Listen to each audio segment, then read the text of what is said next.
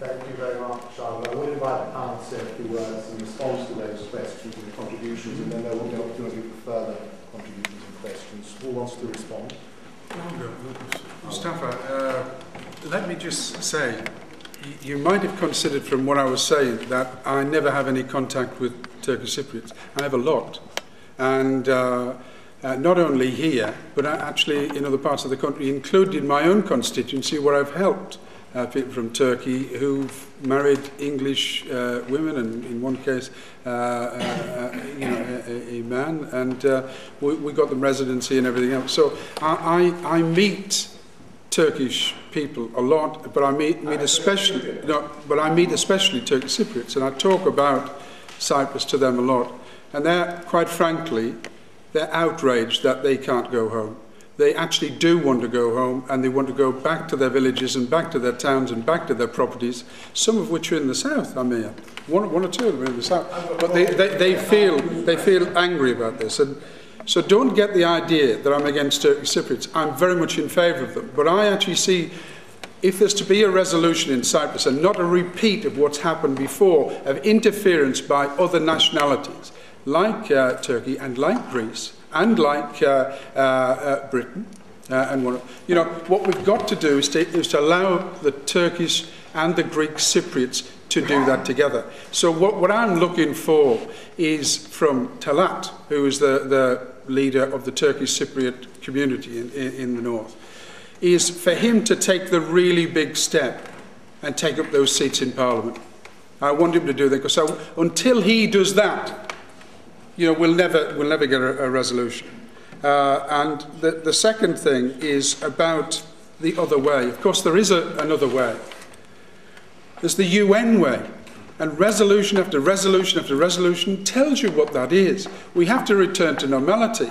I view my politics on foreign policy in a simple way as, how would I feel if it happened to me? And I would be outraged if somebody had done to my country what's been done to yours.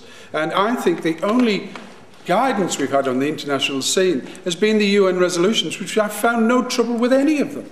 What I've found trouble with is Annan and all the other series of things which are other people's agendas. They're not the Cypriot people's agenda, they're other people's foreign policy agendas.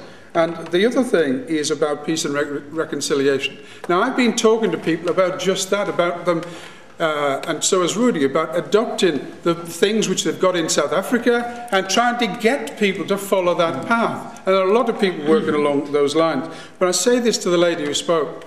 You can't dismiss 1974 or what happened in the 60s either. You can't dismiss that. And peace and reconciliation is probably one.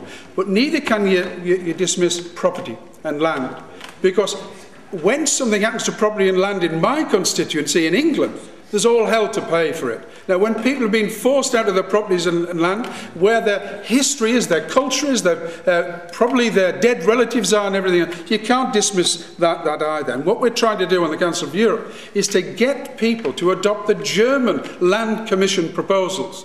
And let me just remind you what that was. East and West Germany were divided for all those years. They came together because of a brave government decision to take it, warts and all, and finances and all. And that they set up a land commission by independent people outside of Germany, and they said, you will judge, and then we will act legally to do it. In all the years since that reconciliation is applied with land, there's been no murders, there's been no challenges by major communities or anything else, and 78% of that land and property is being transferred back to the rightful owners.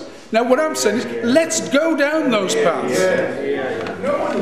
Okay, no, because you have spoken, we have to be fair. I said that the panel will have an opportunity to respond, and I think it's important that we give the opportunity to the panel to respond, please.